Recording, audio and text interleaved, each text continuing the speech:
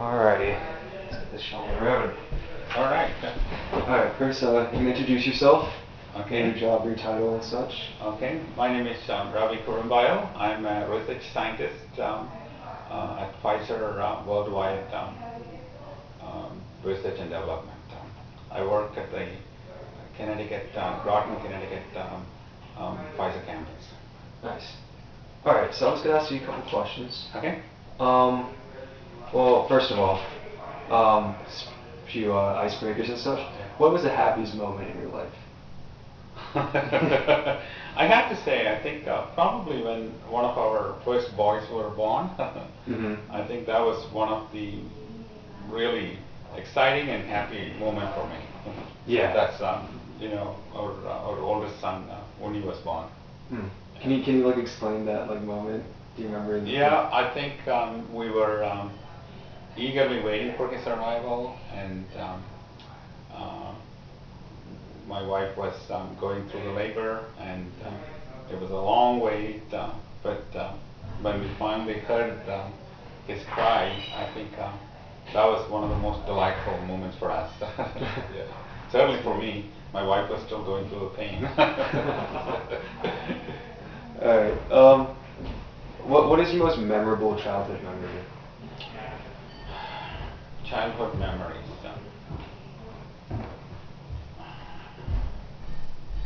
That's going to be, I have to scratch way back.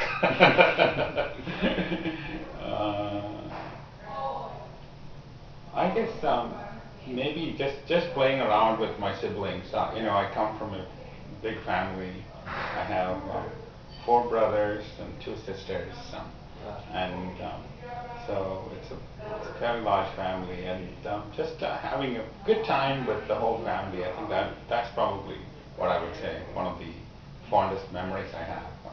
Yeah. Can you describe the place that you grew up? Yeah, I grew up in a relatively, in a rural part of South India. It's in a state called Kerala, and it was in a small village, and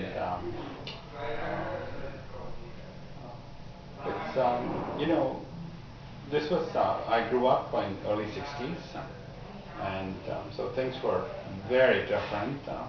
We didn't have anything like television. We didn't have television. We didn't have phones. We didn't have, it wasn't the time of iPhones or anything like that. So very different ages. Yeah. Just a second. I'm actually just going to close this door for just 1 second. Slide it. Yep, you can pull it and completely block it out. Yeah. Okay. There we go. Perfect. Alright, next question. Who is your role model? The person that you look up to the most and kind of model your life after? You're talking about role model when I was growing up, or when after I graduated? Yeah, I would say as you're going towards your job field, and obviously it took some very hard work. Who kept you driven? Like, who do you look up to and say, all this work is going to pay off when I become like him? Yeah. I think it's really hard. I can't specifically point one single individual as somebody who just really sort of drove me.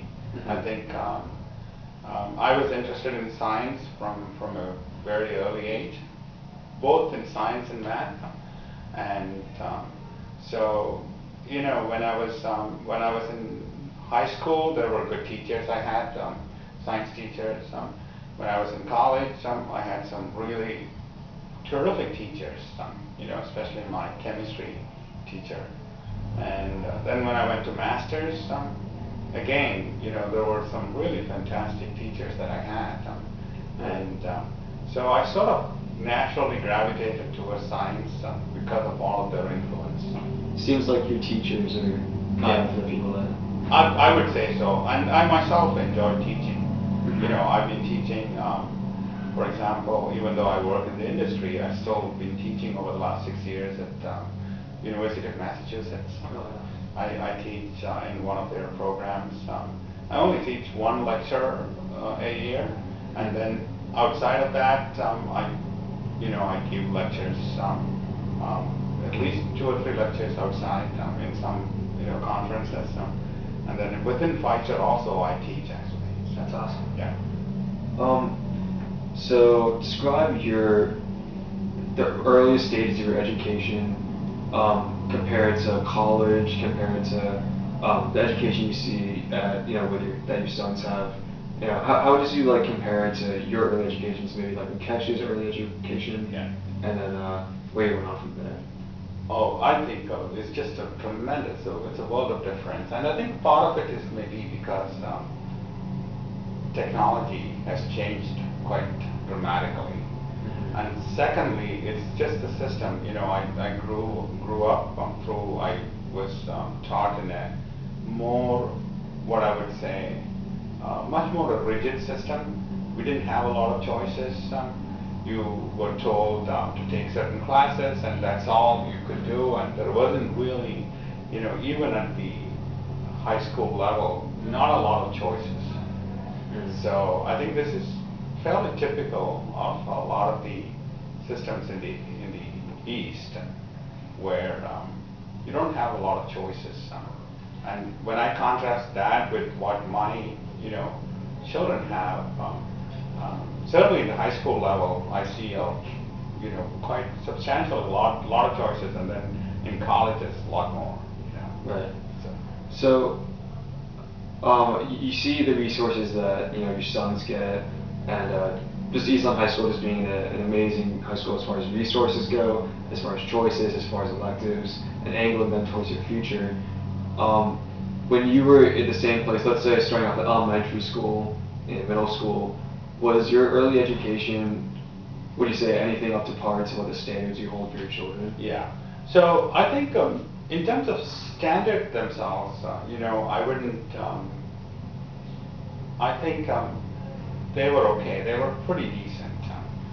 We had good teachers, and the curriculum standard was reasonably high.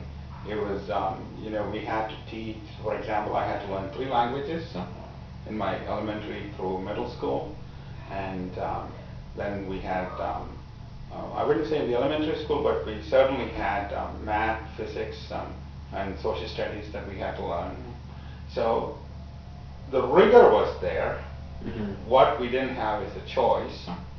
And so I would say, even though it was a rural school, which was a state, it's a public school, I would say, it was a pretty decent standard. That's great. Yeah. We talked about your happiest moment and like the greatest moments of your life. What was maybe the lowest or the hardest moment in your life where things just got real tough, but you managed to pull it out, but it was no easy task? Yeah. Well, I think there were times when I was in a graduate school when my research wasn't going well. Where you take on some research and you're trying to, for the first time, solve a problem, that nobody else has done. And obviously, it's not an easy. I think it's not easy. You need a lot of strength, mental strength, and you need patience and persistence. So there was a time when my research was it's just like I was hitting the brick wall every time, every experiment that I did. So I had to pull myself out of that, and I eventually did. And when I look back, I have to say it's sort of like you learn a lot more about science when things don't go well, when everything works the way you expect. You don't quite actually learn as much. So it was a great learning for me. I think that set the stage for success later in my life. Right. Yeah. Was there one person when let's say your research wasn't going well, or you felt like it was a real challenge? Was there one person that supported you, maybe like maybe in college, like one professor or one mentor that throughout it all was there to support you?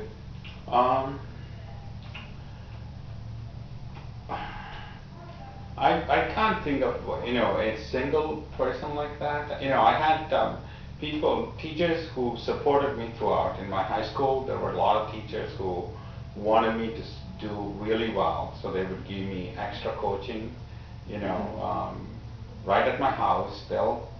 My teachers they lived very close to my house. And I could just walk over to their house and get some extra lessons, and they really cared for me. And then that's in high school. And then in college we had some really, fantastic teachers who definitely wanted to see us compete well with students from, big well-known schools and colleges. And uh, and then when I came to States for my graduate school, we call him PI, the principal investigator. He was very supportive.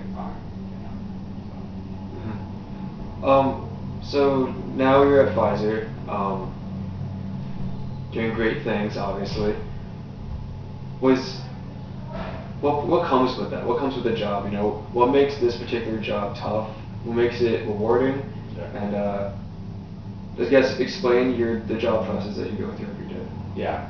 So, let me first talk about the rewarding part. I think so.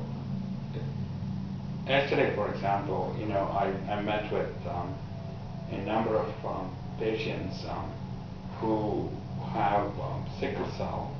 So I was in a summit of a number of patients had come over to Pfizer for a community event called Sickle Cell Disease Community Event.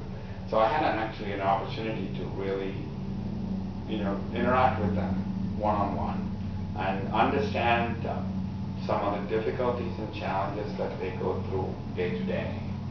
And then when they come over and talk to you and they appreciate what we do to come up with new medicine for them, I think those are the kind of moments that you live for, because that's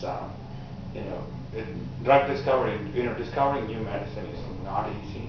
It's an incredibly challenging task. But when we are able to, have those kind of occasions when the patients come and acknowledge and appreciate that, I think you feel really, that is one of the most rewarding moments for you. Right. In terms of challenges going through it, most of the scientific experiments that we do, they just don't work. Our failure rate in the pharmaceutical industry in discovering new medicine is just atrocious. It's like 96% of everything that we do fail. So for us to, gathering the strength every single day to pull myself out of it, the failure, and then look forward to the, newer experiments to make progress. I think it does take some, you need to have that strength. But I think overall, when you think about the rewards that come with it, the gratification that you have when you know that you're helping people, So I work in programs where we are looking for medicine for Parkinson's disease, and I also work on medicines for diabetes, and we know that some of these are really devastating diseases.